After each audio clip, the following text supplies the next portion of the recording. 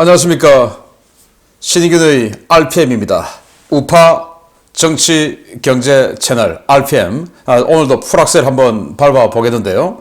자, 지난 1탄으로 제가 이재명 테러 당했을 때 뭔가 그 강원도 인제에 있는 자작나무 숲 향기가 너무나 많이 풍긴다. 야, 뭐 피톤 치즈 그냥 잔뜩 내려 쬐는 자작나무 숲이냐?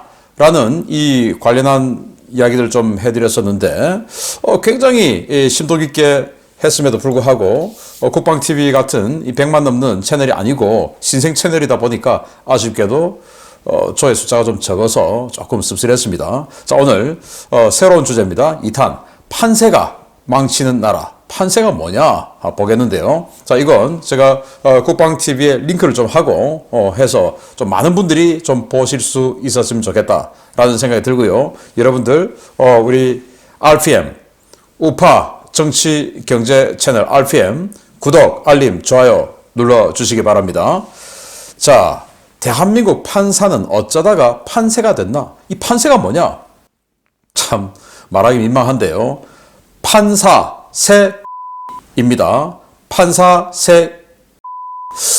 네, 이게 어떤 말이냐 하면은 좀 옳지 못한 이 판사들을 판세라고 부른다라는 거예요. 이게 요즘 뭐 이 인터넷 온라인 공간에서 아주 유명한 말입니다. 여러분들 기레기 많이 들어보셨죠? 기레기. 그건 뭐냐?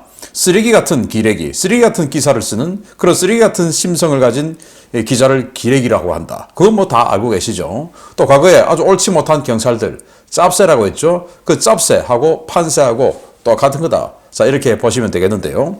자, 김태규 판사, 지금 현재 국민권익위원회 부위원장 김태규 판사가 현역 시절 때 자, 오타인 줄 알았다. 왜? 판세 하도 많이 돌아다니니까 판사를 왜 판세 그러냐? 오타인 줄 알았다 이거죠. 어쩌다가 판사가 판세가 됐나? 정말 개탄스럽다 라고 했던 적이 있는데, 자, 이 판세가 누구냐?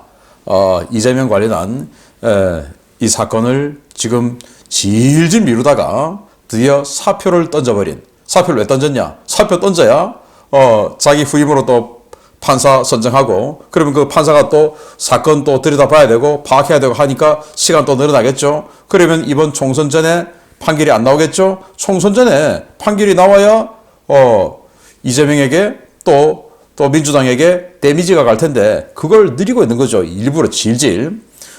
그래서 이 판사가 뭐라고 하냐? 재판 지연? 아니, 내가 사또도 아니고 내가 어떻게 재판 지연하냐? 나도 열심히 하려고 했는데 이 사건이 워낙 복잡한 거다. 내가 그러려고 한 거 아니다.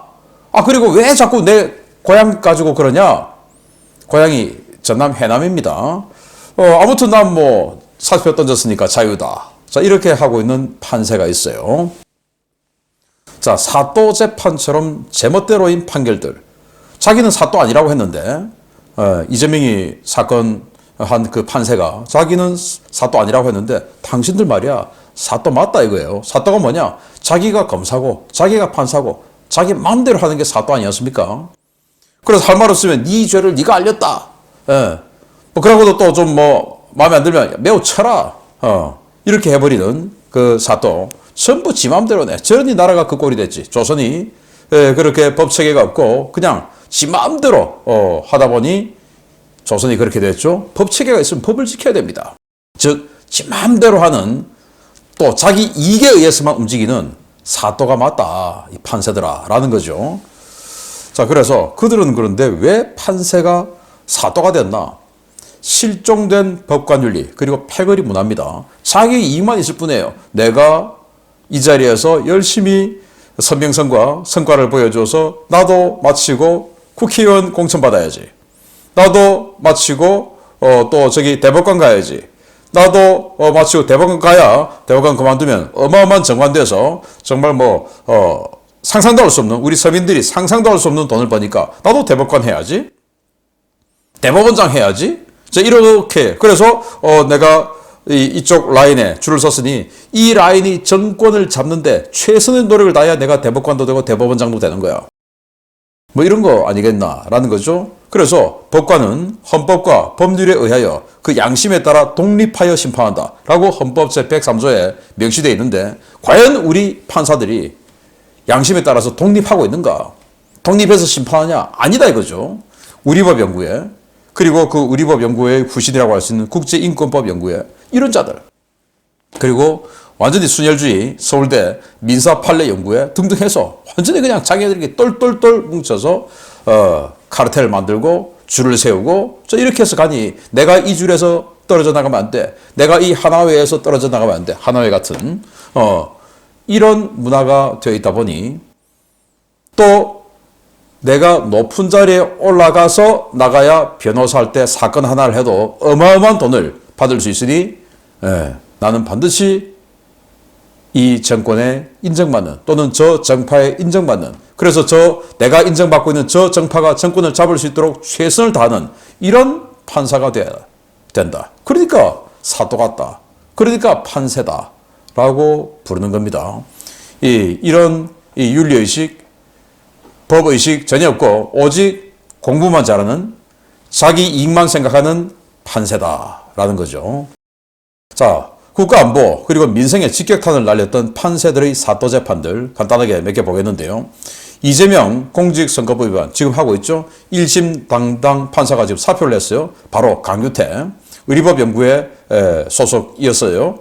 그래서 지금 정치적 혼란이 가중되고 있죠. 만약에 이 사람이 공직선거법 위반의 규정대로 6개월 이내에 판결을 내려줬다면 지금까지 왔겠어요. 기소가 22년 9월 8일 날 되는데 6개월 이내 하려면 23년 3월에는 판결을 내려줬어야 돼요. 그러면 그자가 당대표가 됐겠습니까? 국회의원 배지를 달고 있겠습니까?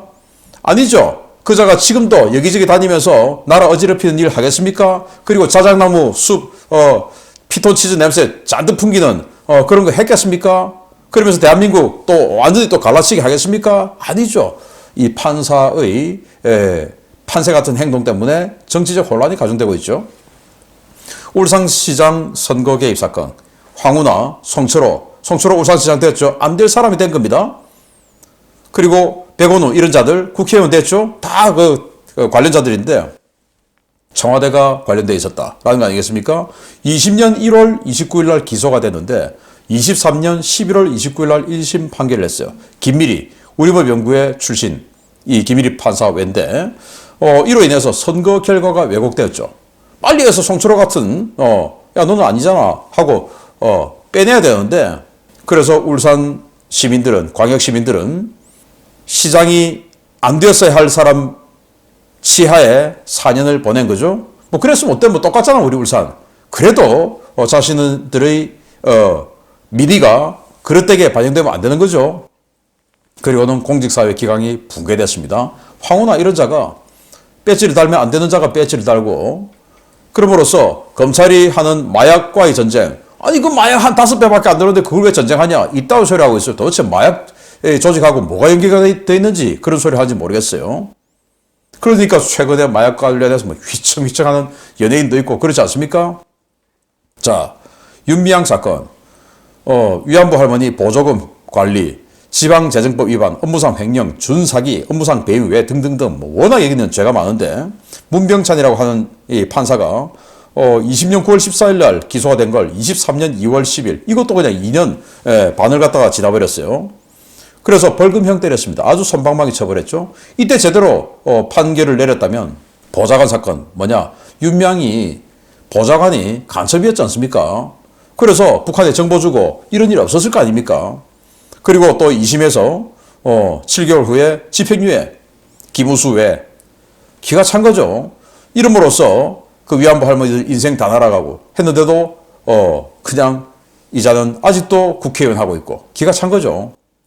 쌍방울 불법 대북 송금 이것도 이재명 관련이죠. 이거 아직도 진행 중이에요. 신진우 부장판사.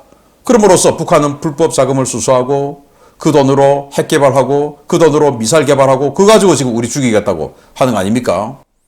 라임 자산 운용 사태, 기동민, 이수진 국회의원들, 그리고 청와대 개입, 이거 23년 2월 23일 날 기소했는데 5개월 동안 중단되고, 그리고 아직도 1심 진행 중이에요. 정유미 판사. 그러면서 투자자들이 6조 원대 손실을 입었는데 라임 자산이라고 하는 사설 투자 회사가 마치 이 뭐 산업은행, 뭐 신한은행 등등, 국민은행 등등 이 시중은행들이 다 인정하듯이 거기에다가 그냥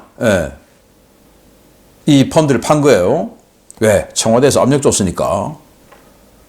그게 얼마나 많은 뒷돈이 들어갔겠는가 우리 번뜩 상상할 수 있죠. 그런 것들 빨리 안 해주고 그 투자자들 돈 다 날아가고 없는 거죠. 6조 원대. 정말 뻔뻔스러운 자들입니다. 조국, 허위 공문서 작성, 직권남용, 권리행사 방해 등등. 아니 조국 판결 빨리 해줬으면 나라가 그렇게 들썩들썩 분리가 됐겠습니까? 아니 조국 그 인물 좋다고, 조국 딸 예쁘다고, 무슨 지금도 CF 모델하고 법을 그렇게 어긴 자들이 기가 찬 거 아닙니까? 자, 조국 2심 아직도 진행 중이에요. 김미리 우리 법 똑같아요. 황운하 울산시장 선거 개입하고 김미리 이 여자가 똑같아요. 우리 법 연구회 출신. 그로 인해서 정치적 혼란 가중됐죠. 입시 경쟁 피해자가 생겼죠. 왜? 아니 안 될 부산대 의학전문대학에 안 가야 될 조민이가 갔으니 진짜로 가야 될 누군가 의사가 되어야 될 사람 못 되지 않습니까? 그런 거 빨리 해서 구제해 줘야 되는데 안 해줬죠. 정말 기가 찬 겁니다. 대한민국의 수많은 학부모들의 가슴에 못을 박았어요. 그런데 그것도 못이 또 안 박히는 사람들이 있네요. 조국 잘생겼어요. 조민 예뻐요. 정말 기가 찬 거죠. 자, 이거는 정치적 성향에 따라서 그래 괜찮아 뭐 어때서 라고 하는 이런 사람들이 있을 텐데 이거는 그럼 또 어떤가요? 산업 스파이.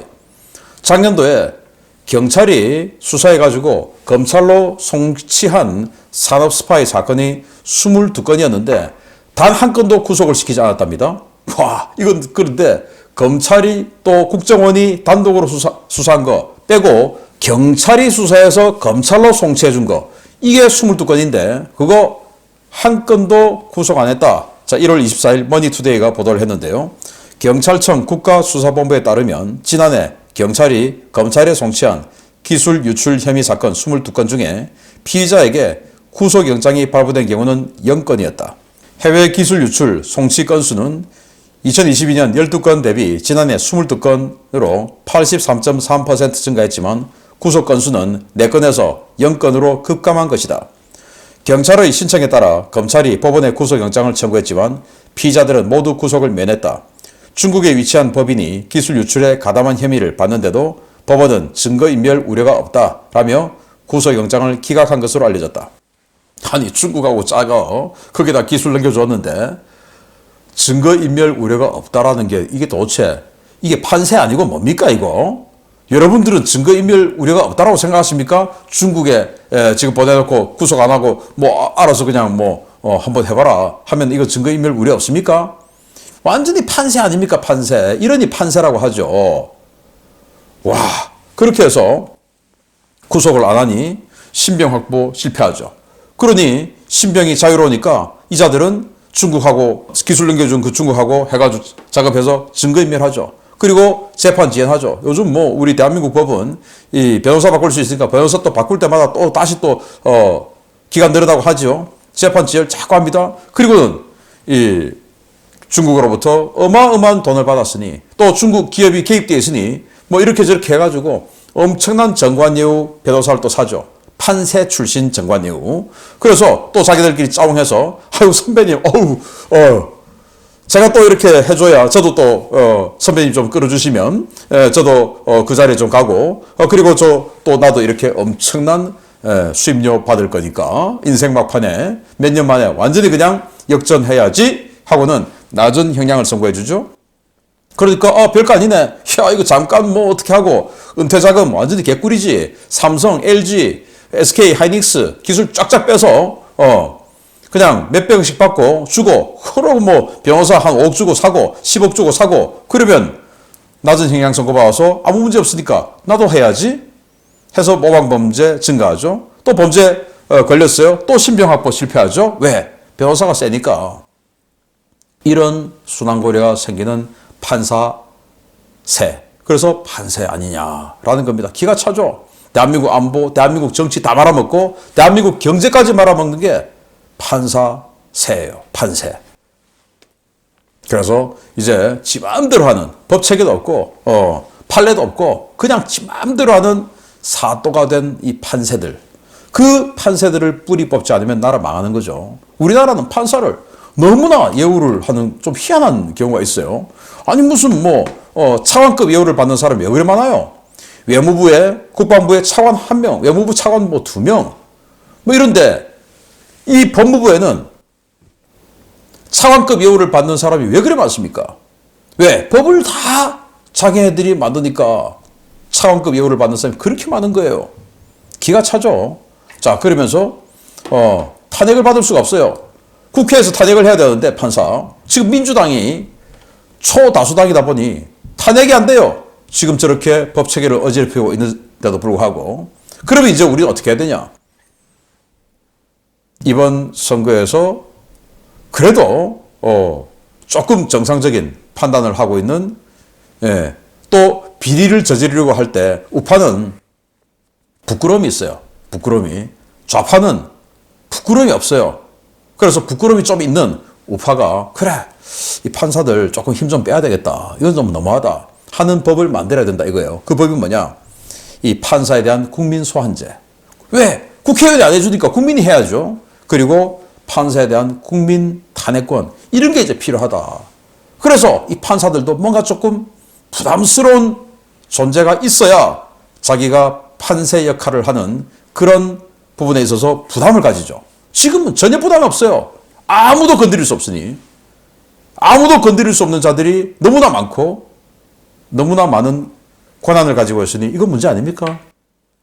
또 그런 판세 행위로 인해서 대한민국 안보, 정치, 경제 전부 다 이렇게 흔들리는 거 이건 문제 아닙니까?